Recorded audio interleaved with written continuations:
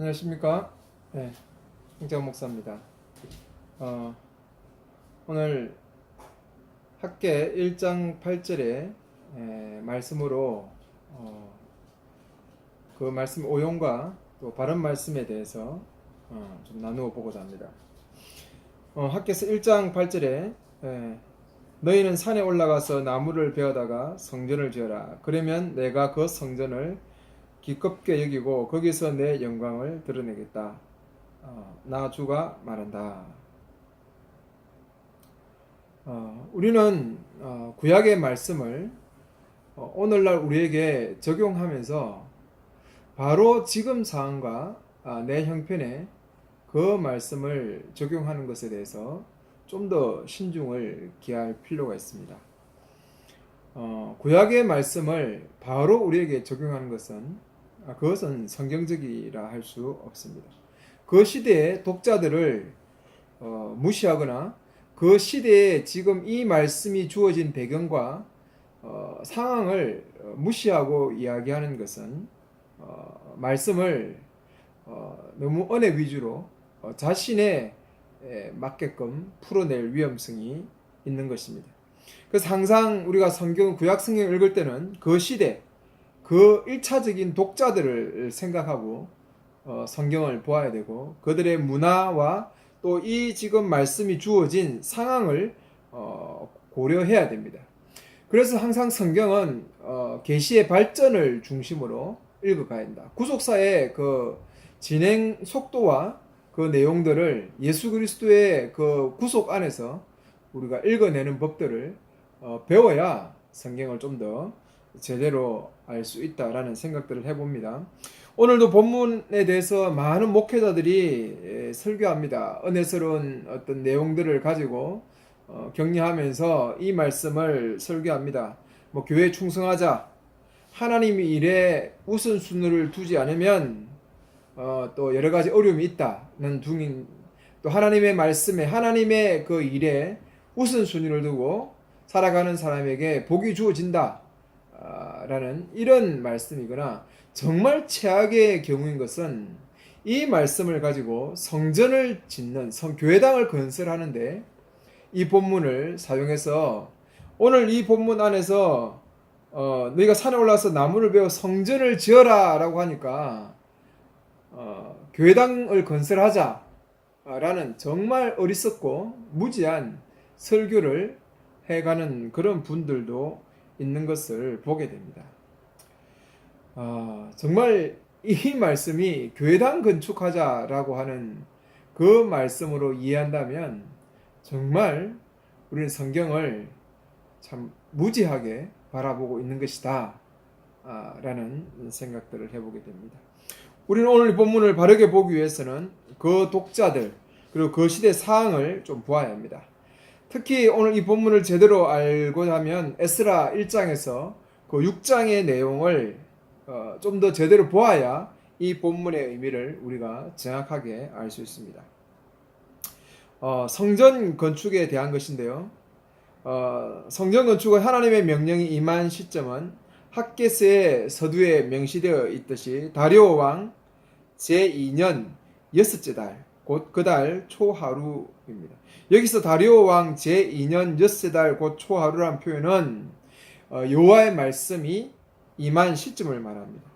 그래서 에스라와 느헤미야를 보면 다리오가 바사 왕이라는 사실을 페르시아 왕이라는 사실을 알 수 있습니다. 바사는 고레스 왕이 건설한 페르시아 제국을 말합니다.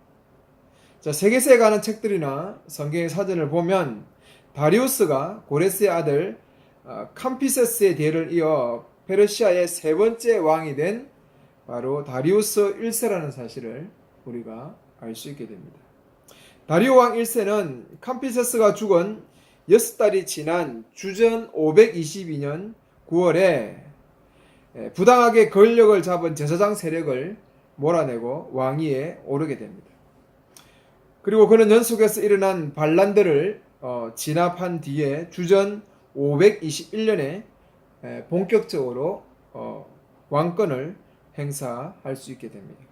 이러한 점을 감안하면 다리오 왕 제2년은 주전 520년 경일일 것입니다. 그 당시 유대 백성의 사항은 에스라 1장에서 6장에 잘 기록되어 있습니다. 바벨론에서 포로 생활하던 유대 백성은 고레스 왕이 내린 조서에 따라서 주전 537년경에 고국으로 돌아왔습니다. 그리고 이듬해 성전의 기초를 놓게 됩니다. 그런데 그 당시 이미 그 지역에 살아서 경제권과 정치적인 권력을 갖고 있던 그 사마리아 사람들과 다른 나라에서 와서 토착화된 그런 주변 사람들의 방해에 의해서 공사는 성전 건축은 중단하게 됩니다. 그들은 관리들에게 뇌물을 주고 다리오 왕 제2년까지 성전 건축을 막았던 것입니다. 스가랴 4장 1절에서 5절에 그리고 24절에 보면 그 내용들을 잘 알 수 있습니다. 그래서 지금은 성전 건축을 할 때가 아니다라는 그런 판단에 의해서 유대 백성들은 집을 짓고 농사를 지으면서 자신들의 일에 열중하게 됩니다. 그러자 하나님께서는 이 핫게스를 통해서 하나님의 경고의 말씀들을 전하기 시작합니다. 그 내용이 학계의 내용인데요. 그들이 파종을 많이 해도 많이 거두지 못하게 하셨고, 그들이 먹어도 배부르지 못하게 하였고, 마셔도 흡족하지 못하게 하셨습니다. 그러는 사이 고레스 왕이 죽고 그의 아들 캄피세스가 페르시아의 두 번째 왕이 되었습니다. 그리고 이집트 원정을 마치고 돌아오는 길에 캄피세스가 죽게 되고요. 그 뒤를 이어서 다리우스 1세가 세 번째 왕이 되었습니다. 그러니까 성전의 기초를 놓은 지 무려 16년이나 지난 동안에 성전 건축이 미루어져 있었던 것입니다.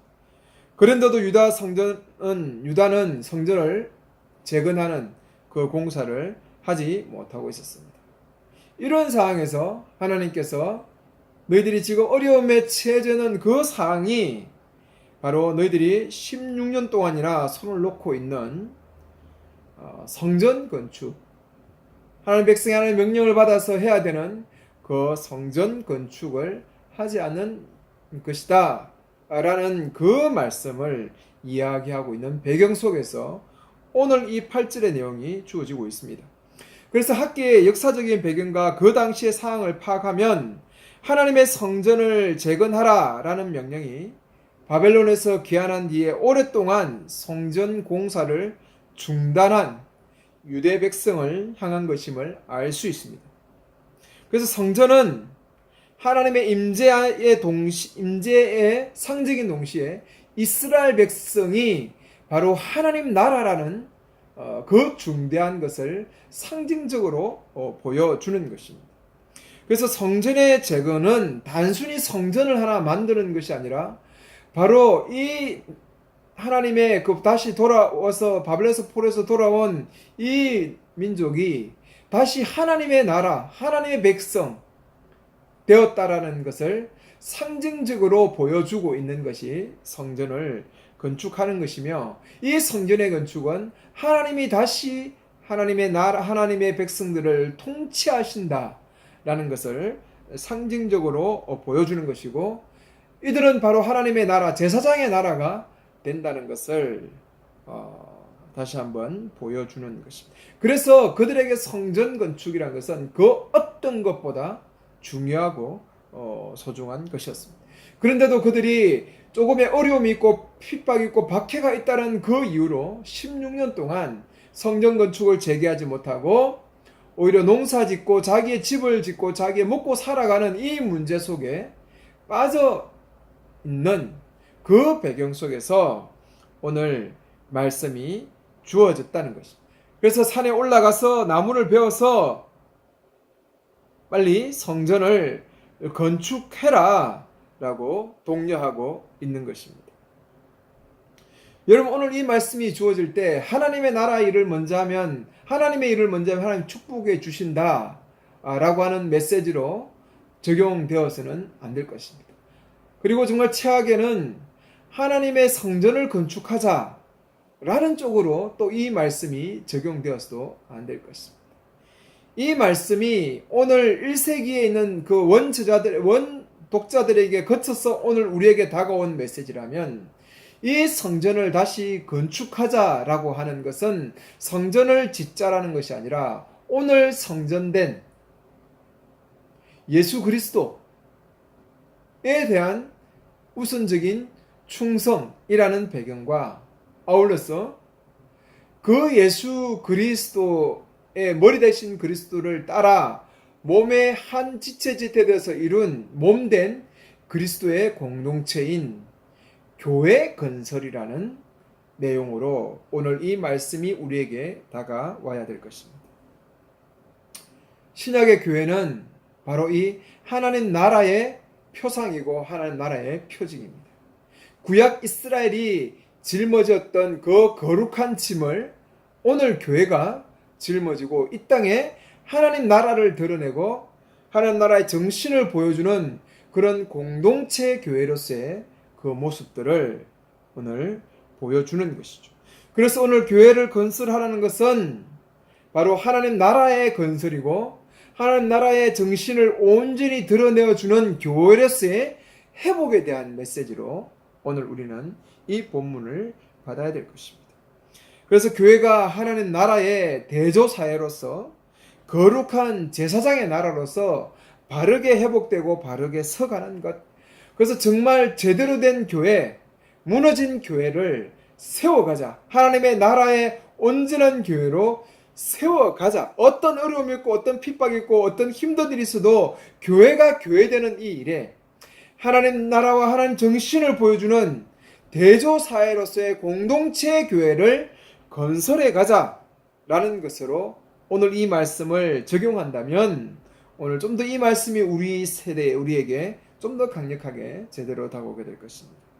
예수 그리스도의 죽음과 부활 그리고 성령을 통해서 역사적인 성전인 믿음의 공동체를 하나님이 세우셨고 이 믿음의 공동체가 하나님의 뜻을 온전히 이루어낼 수 있도록 우리의 삶의 초점들을 회복하면서 교회 본질인 공동체를 세우기 위해서 과연 우리가 무엇을 하고 있는지를 생각해야 되는 것입니다.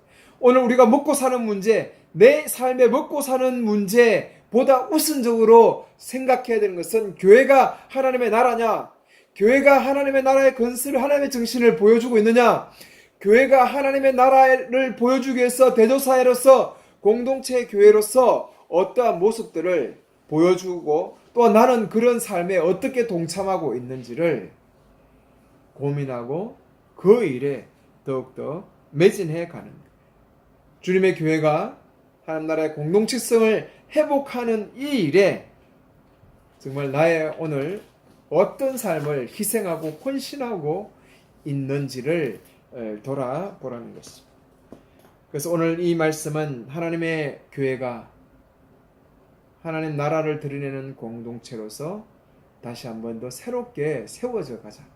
새롭게 태어나고 새롭게 서자라는 의미로 이 말씀을 받고 교훈을 받을 때 우리는 이 학개서 안에 있는 1장 8절의 이 내용을 제대로 보고 이 본문의 의미를 제대로 이해한 것이라고 할 수 있습니다. 감사합니다.